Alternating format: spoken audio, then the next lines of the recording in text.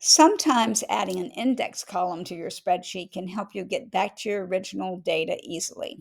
So what I did was I inserted a column before my student number and I filled it with sequential numbers. I just typed 1, 2, 3, and then I filled it down.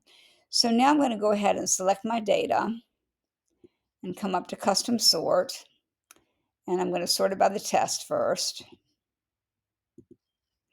I'm going to go back to custom sort again, and I'm going to add another sort, and I'm going to sort it by the test term. I'm just trying to sort it to mess it up so I can show you. I'm going to add another sort, and let's sort it by score.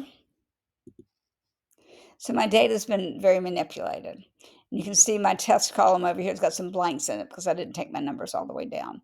But if I want to get back to my original data, I go up and select my data again. I click custom sort. I'm going to get rid of these.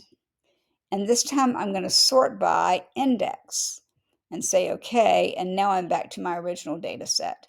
So that can sometimes save you time, especially if multiple people are working in a worksheet.